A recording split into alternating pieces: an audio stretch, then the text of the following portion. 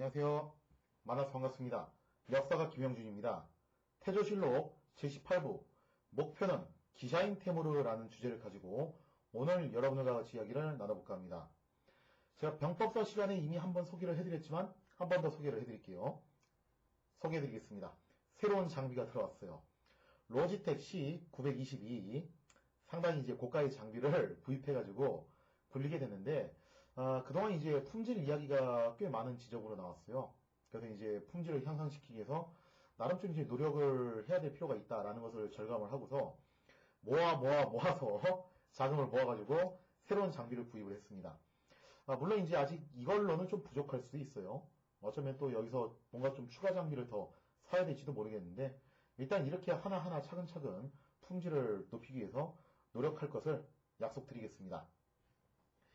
자, 오늘 이제 이야기 넘어가면요. 1370년 정월 이성계가 이끄는 1만 5천 명의 고려군은 마침내 오라산성 일대를 평정을 했습니다. 고려군이 왜 오라산성으로 출진을 해서 여기를 평정을 하게 되었는가? 제가 이제 지난번에 설명드린 바와 같이 요양성을 공격하기 위해서 양쪽 견부, 즉 양 어깨를 갖다가 먼저 장악을 할 필요가 있었다라는 거죠. 그래서 그거는 기철 일파를 숙청할 때 같이 이제 쌍성 총관부 탈환 일환으로 병행이 되었던 파사부 공략, 이미 한번 그쪽은 정리를 했고 압록강 서쪽이었어요. 그럼 압록강 동쪽에 위치해 있던 오라산성, 옛날 이제 고구려의 건국조인 주몽이 처음 도읍을 정했던 졸본이라는 지역이었죠. 그럼 이 오라산성까지 점령을 함으로써 요양성의 양쪽 어깨를 휘어잡고서 교두보로 삼았다는 겁니다.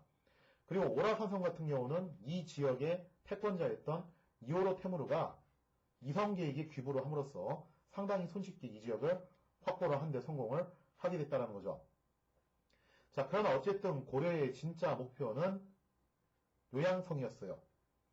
왜 요양성을 목표로 삼고 있었냐? 이유는 일단 1차적으로는 그렇죠. 고려, 익히 알다시피 무엇을 계승했습니까? 바로 고구려를 계승했죠. 그리고 고구려의 옛 고토가 바로 만주 일대예요. 그때 당시 이제 요동 지역이었죠. 자, 그렇기 때문에 고구려 계승을 표방했던 고려 입장에서는 옛 고토를 수복한다는 것은 나름 국가적 차원에서의 수건이었다고 볼 수 있습니다. 하지만 이것은 단순히 계승 의식만 가지고서 설명할 수 있는 건 아니에요. 이거는 원래 전쟁할 때 제일 크게 흔히 드는 명분 중 하나일 뿐이고 실제적인 이유는 좀 복잡하게 여기 좀 얽혀있는 게 있어요. 그 중에서도 가장 중요한 이유가 뭐였냐면은 바로 이 요양성을 장악하고 있었던 패권자가 누구였냐? 지난번에 설명드린 대로 바로 기샤인 테무르였다는 겁니다. 도대체 기샤인 테무르가 누구길래 공민왕은 반드시 요양성을 정벌하려고 했던 것인가? 자, 한번 사료를 통해서 같이 살펴보도록 하겠습니다. 기샤인 테무르는 과연 누구인가? 자, 기샤인 테무르. 과거 공민왕에게 철퇴를 맞아서 대숙청을 당했던 기철 있죠, 그죠? 바로 그 기철의 아들이 기샤인 테무르입니다. 그때 아버지였던 기철이 숙청을 당했을 때 아들인 기샤인 테무르는 원 제국에서 관료 생활을 하고 있었어요. 자, 그런 과정 속에서 아버지였던 기철이 숙청을 당했다는 소식을 듣고 기샤인 테무르는 공민왕에게 원하는 품은지 상당히 오래되었다는 거죠. 그러니까 어떻게 보면 운이 좋았죠. 자기도 이제 고려에 있었으면 같이 세트로 날아가는 건데 자기는 어쨌든 간에 원 제국의 관료 생활을 하고 있었기 때문에 이 숙청의 칼날을 피할 수 있었다는 거예요. 그리고 아버지의 죽음에 대한 복수를 꿈꾸게 되었다는 겁니다. 자, 그러다가 1368년에 원 제국이 중원에서 패권을 상실하고 북방으로 쫓겨나가게 됩니다. 그러면서 이제 원명 교체기가 오게 되는데 이때 기샤인 테무르가 원 황제를 따라서 북방으로 간 게 아니라 자기를 추종하는 잔당들을 긁어 모아가지고 동영부의 요양성, 신양성 일대에 독자적인 세력을 구축하기 시작했다는 거예요. 그래서 제가 지난번에 설명드린 대로 당시 이제 요동 일대는 크게 세 개의 세력이 있었죠. 하나는 장춘 일대, 옛 부여가 있었던 지역이죠. 거기에 이제 나하추가 세력권을 갖고 있었고 오라산성 일대, 여기가 이제 옛 고구려의 수도였던 졸본 일대죠. 거기에 이오로 테무르가 세력을 갖고 있었고 그 다음에 고려가 그토록 갖고 싶어 했던 지역, 바로 요양성 일대, 요양성과 심양성 일대에는 기샤인 테무르가 여기에 세력을 구축하고 있었다는 겁니다. 자, 한번 사료를 한번 같이 보도록 하겠습니다. 원나라가 패망하자 기샤인 테무르가 요심 관리인 평장, 김바얀, 우승, 카라바투, 참정, 덕좌 불화 등과 함께 원나라의 잔당들을 불러 모아 동령부에 할거하며 자기 아버지가 처형당한 것에 앙심을 품고 우리 북쪽 변방을 침구해 원수를 갚으려고 했다. 자, 그럼 이상의 사료를 통해서 알 수 있다시피 기샤인 테무르는 부친의 원수를 갚기 위해서 호시탐탐 고려를 노리고 있었다는 거예요. 그렇기 때문에 공민왕 입장에서는 가장 껄끄러운 인물이 요양성의 새로운 주인이 되었다는 거죠. 자, 따라서 공민왕은 국가의 안보를 위해서 또 역작의 아들을 처단하기 위해서라도 반드시 요양성을 공략할 필요가 있었다는 겁니다. 결국 공민왕이 요양성을 공격하기로 했던 근본적인 이유는 바로 기샤인 테무르한테 있었고 이것이 바로 이번 요동 정벌의 핵심 목표였다는 거죠. 자, 여기서 이제 용어 설명 좀 하나 해드릴게요. 우리가 이제 정복, 정벌 이런 표현들을 굉장히 이제 쉽게 막 쓰는 경향이 있는데 원래 역사학계에서는 이 표현들을 엄격하게 구분을 해서 사용을 해요. 정복하고 정벌하고 무슨 차이가 있냐? 무슨 차이가 있습니까? 무슨 차이가 있냐면은 자, 정복은 말 그대로 가서 영토를 장악한다는 의미가 있어요. 그래서 이게 국가 간의 전쟁을 통해서 영토를 장악했다. 그런 의미가 있는 것이 정복이라면은 정벌은 뭐냐면은 정벌은 상하관계에서 쓰는 이야기예요. 무슨 얘기냐면은 왕이 제후를 관리를 하는데 어떤 제후가 잘못을 저질렀어요. 그래서 그 제후를 처벌하기 위해서 군대를 보내서 치는 거를 정벌이라고 이야기를 합니다. 그래서 상하관계가 수립된 관계에서 사용되는 용어가 정벌이지 원래 국가 간의 전쟁에서 쓸 수 있는 용어는 아니에요. 예를 들자면은 이런 거죠. 나선 정벌. 그 다음에 또 이제 일본 측에서 뭐 이런 얘기하죠. 임진왜란을 두고서 조선 정벌. 원래 이거 좀 용어가 잘못된 용어예요.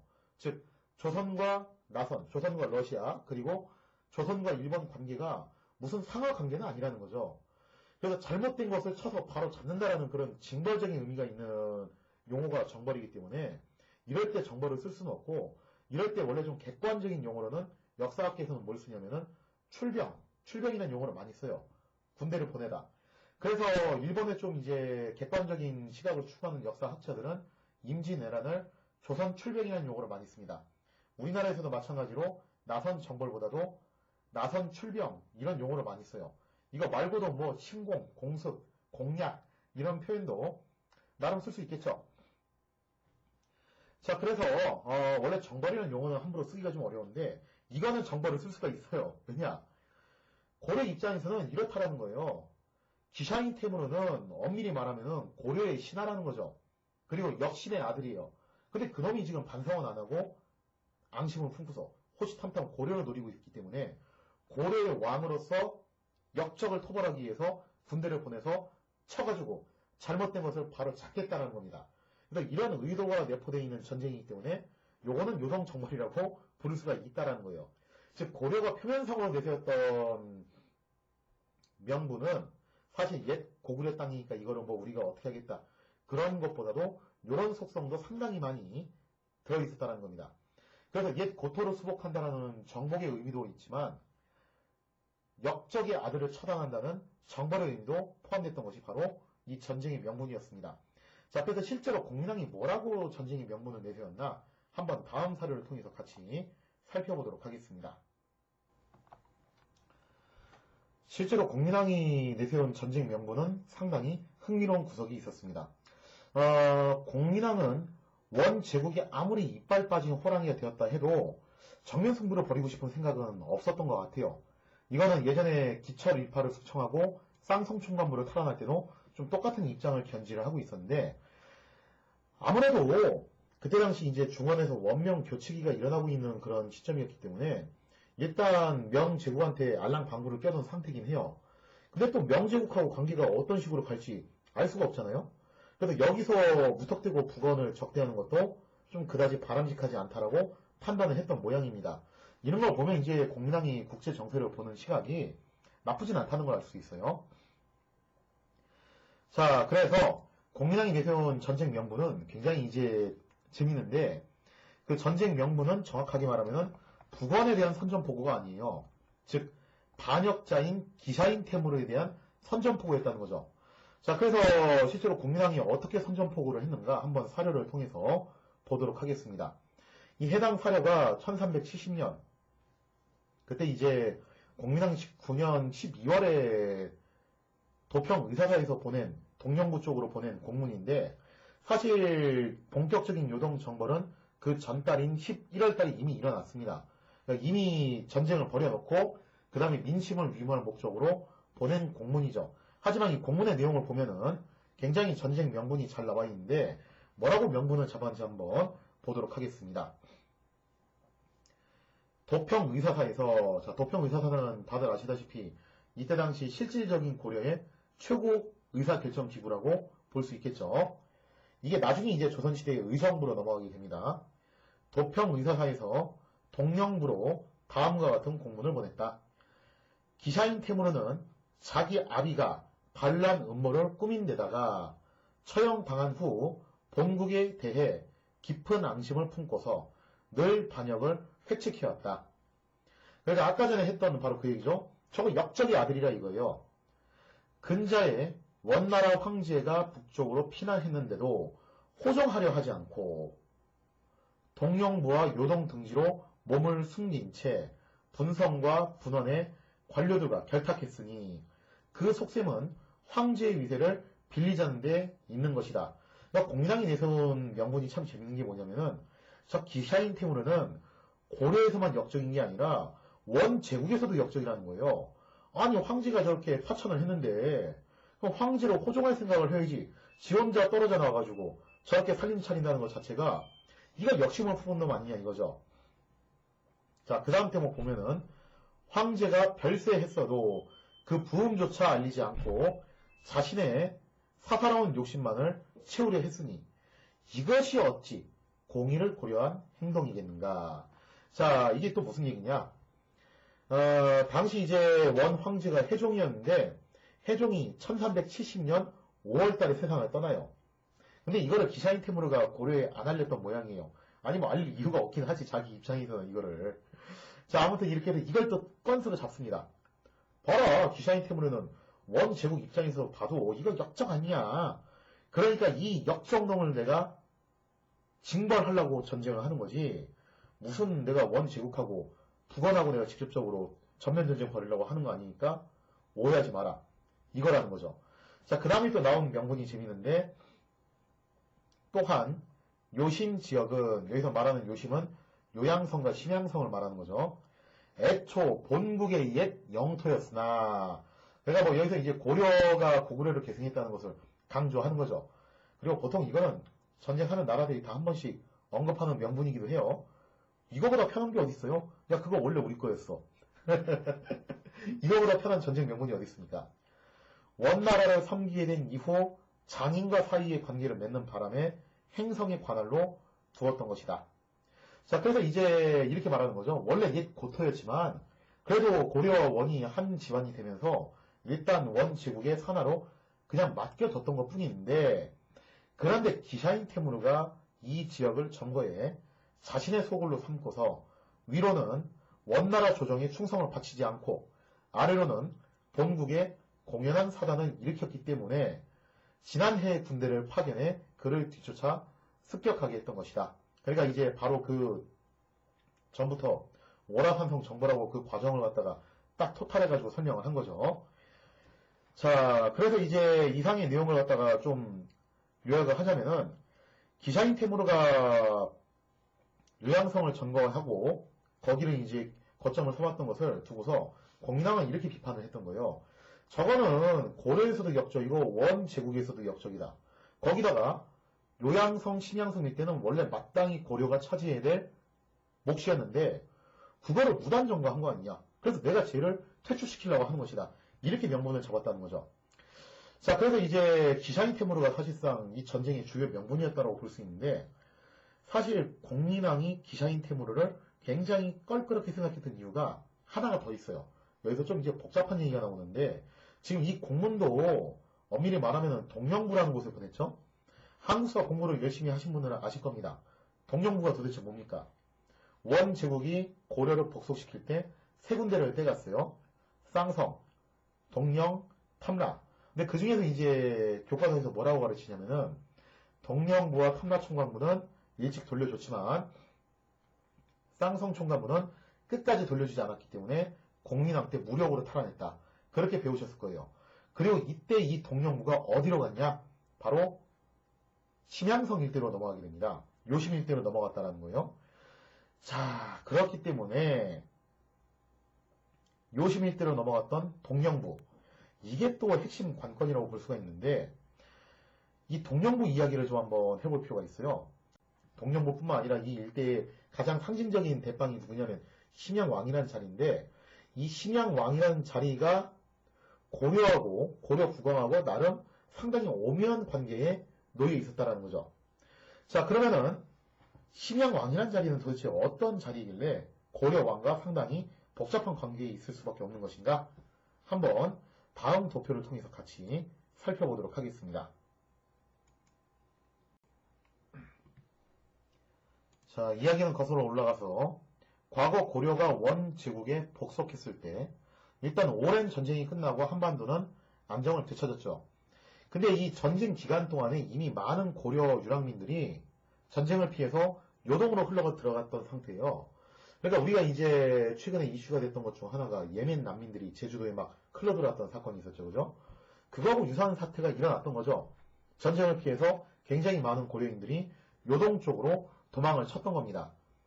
고려 난민들이 발생을 했던 건데 전쟁이 끝나고 난 다음에 원 제국에서는 요동에 흘러들어온 고려인들을 관리하기 위한 목적으로 심양왕이라는 동작을 창설을 하게 돼요. 그러니까 심양왕이 해야 될 일이 뭐냐면은 요동으로 와가지고 이 고려인들을 통치하는 게 아니라 정확하게는 이 고려인들을 달래가지고 다시 너네 나라로 돌아가게끔 하라는 거예요. 이제 전쟁 끝나고 다 안정 되셨지 않았냐? 자꾸 와가지고 알박기 하지 말고 다시 너네 나라로 돌려보내라는 거죠.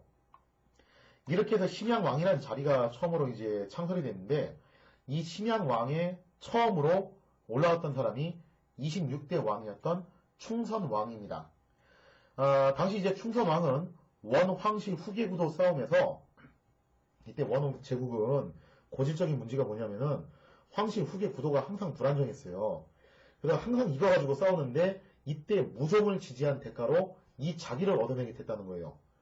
이후에 충선왕은 고려 왕에 올라오게 되면서 고려 국왕이면서 심양왕 양쪽의 자기를 모두 갖게 돼요. 그리고 얼마 후에 심양왕은 심왕으로 계칭이 되면서 그 지위가 격상이 됩니다. 그러니까 이제 중국에서는 단어 글자 수가 길면 길수록 좀 직급이 낮은 거고 짧으면 짧을수록 직급이 높은 걸로 보고 있어요. 그러니까 똑같은 왕이라고 해도 심양왕보다는 심왕이 좀 더 지위가 높아졌다라고 보는 거죠. 자, 그래서 충선왕은 고려 국왕과 심왕을 겸했기 때문에 고려심왕이라는 칭호를 쓰기도 했다라는 거죠. 어떻게 보면은 이게 좀 약간 중세틱한 그런 모습이 나오는 건데 서양에서도 좀 비슷한 거 있잖아요. 그죠? 영국, 그죠? 잉글랜드의 왕이면서 노르망디의 공작이면서 앙주의 백작이자 뭐 이제 가스티뉴, 그 다음에 또 뭐 이제 아키테는 영주이면서 이런 식으로 쭉 그렇게 이제 자기가 가게 되는데 이때 충선왕이 그랬다는 거예요. 고려의 왕이면서 심왕, 즉 심양이 또 왕이었다는 거예요. 물론 심양의 왕이라는 자리는 사실은 명예직이었어요. 실권은 없었죠. 그래서 그다지 실권이 없는 명예직의 자리였지만 이게 의전 서열이 좀 높았어요.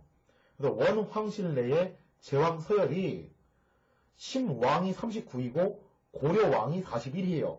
고려 왕보다 서열 자체는 높은 자리였다는 거죠. 하여튼 때깔이 좋은 자리였는데 자, 그래서 충선왕은 이 두 가지를 다 갖고 있었기 때문에 상당히 좀 이제 나름 그 메리트를 누리고 있었던 사람이었죠.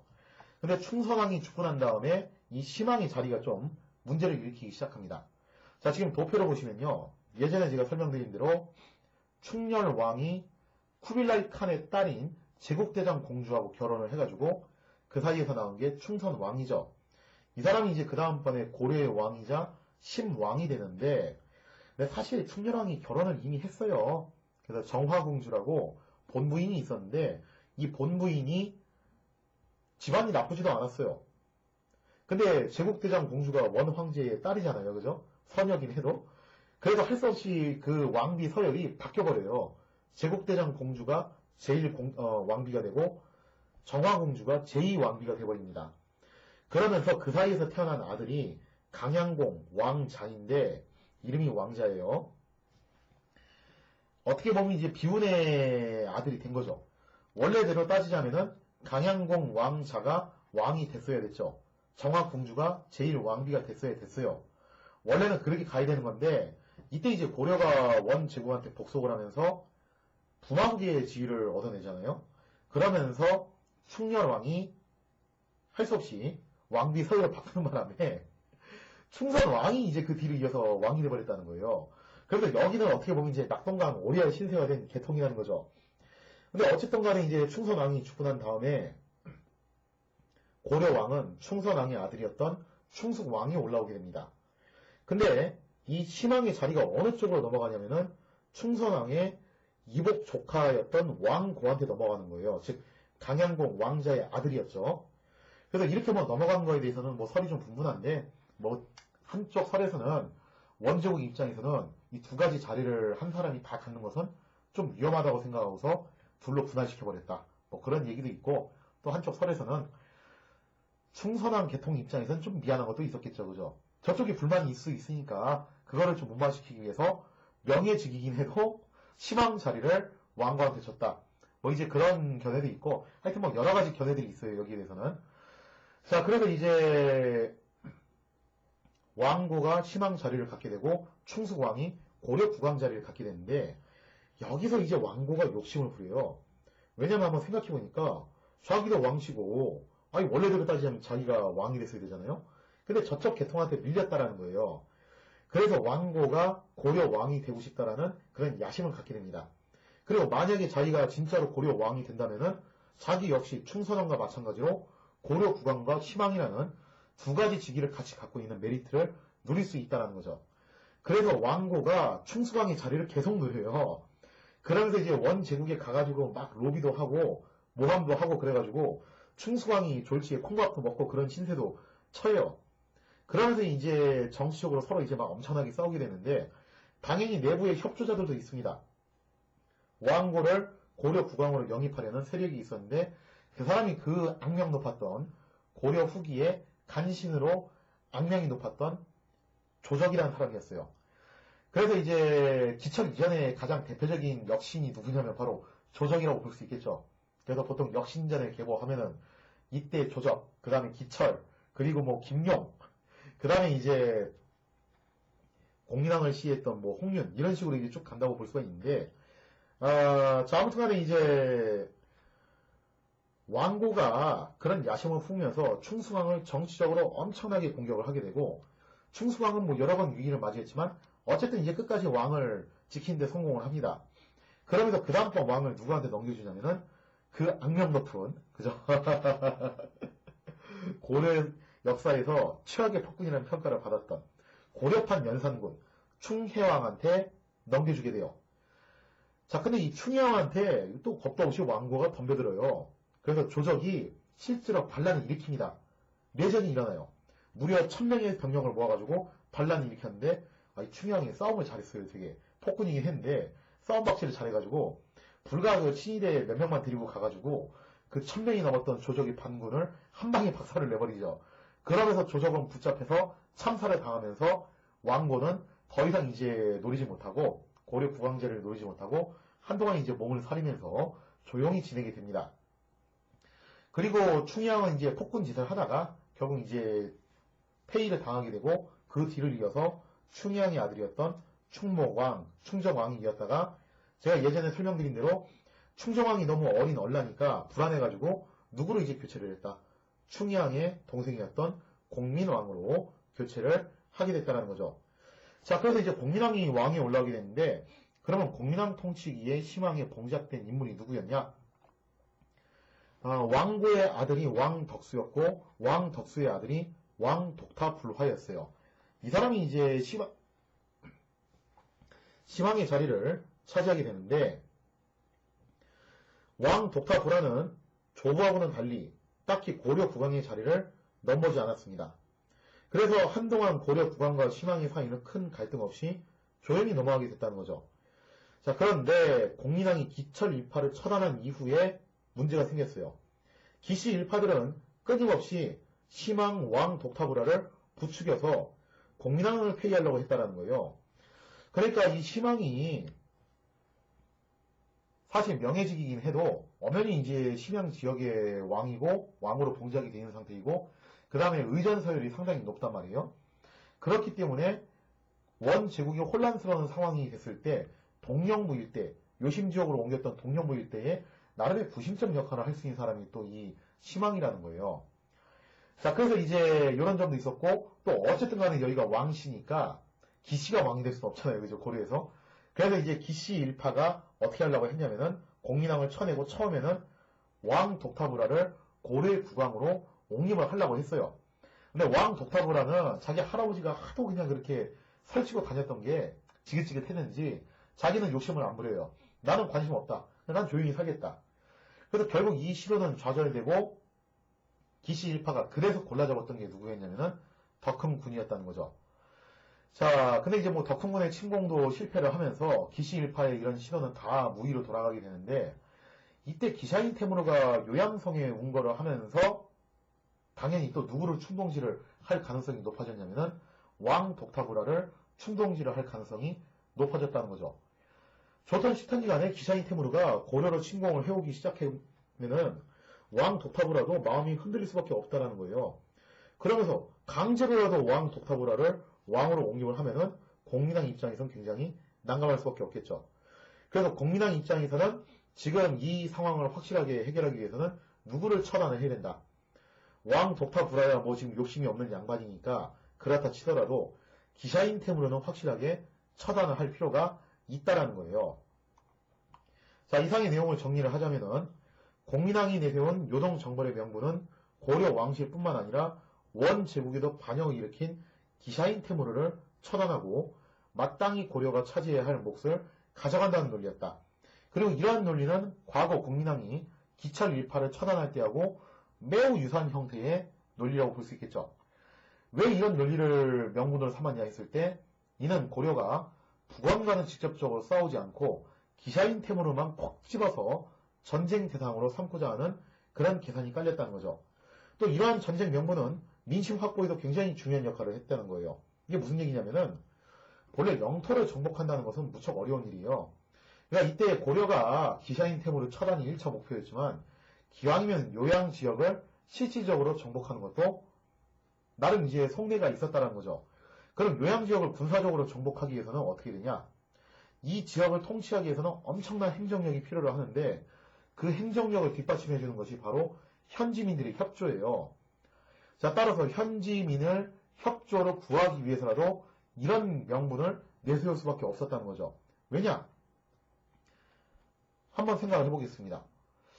그 요동 지역이 고구려의 고토라고는 하지만 그거 너무 옛날 얘기죠, 그죠? 그리고 옛날에 이제 요동 지역에 고려인들이 좀 흘러 들어왔다고는 하지만 그것도 좀 옛날 얘기예요. 100년 된 얘기잖아요, 그죠? 그 엄밀히 말하면 이 요동 지역에 고려인이 많이 살겠어요? 중국인하고 몽골인이 더 많이 살겠어요? 누가 더 많이 살겠냐 이거죠. 그래서 이 지역에 주로 살고 있는 사람들, 특히 요양성에 살고 있는 사람들은 아무래도 중국인, 몽골인들이었기 때문에 고려인들은 아마 소수였을 것이고 또 더군다나 이 고려인들도 교포 뭐 한 3세, 4세쯤 갔을 텐데 얘들이 또 고려에 대해서 생각을 하면은 얼마나 더 생각을 했겠냐 이거죠. 그렇기 때문에 이때 고려 정부가 환심을 사야 되는 존재도 바로 요양성에 거주하고 있었던 몽골인과 중국인이었습니다. 여기 요양성에 살고 있는 사람들은 불안하겠죠? 고려군이 쳐들어온다? 그럼 얘들 와가지고 막 약탈하고 학살하고 불지르고 이러고 다니는 거 아니냐? 근데 이때 공민왕이 뭐라고 이제 명분을 제시하냐면은 우리는 기샤인 테무르를 처벌하러 온 거지 몽골인과 중국인들을 적으로 돌릴 생각이 없다. 안심하고 생업에 종사해라. 우리는 오직 누구만을 잡아서 족치겠다. 기샤인 테무르만 잡아서 처단을 하겠다. 이렇게 명분을 잡아버리면은 현지민들의 협조를 어느 정도 기대할 수가 있다라는 거예요. 실제로 공민왕이 강계 만호부에다가 뭐라고 지시를 내리냐면은 요심 지역의 민심을 윈노하는데 주력을 하라는 거예요. 그래서 가능하면은 요심 지역 사람들을 어떻게 해라? 포섭을 해가지고 고려 쪽으로 이주를 시켜서 흡수를 한 방향으로 그렇게 가라는 거죠. 실제로 이성계가 이오르템으로 세력을 이런 식으로 많이 흡수를 해서 편입을 해왔죠. 자, 이렇게 해서 명분을 잡았던 공민왕 1370년 11월 마침내 고려군은 의주에 집결을 하게 됩니다. 자, 그러면서 이제 본격적인 고려의 요동 공략이 시작이 되는데 과연 고려군은 요양성을 공략할 수 있을 것인가? 거기에 대한 이야기는 다음 시간에 이어서 계속하도록 하겠습니다.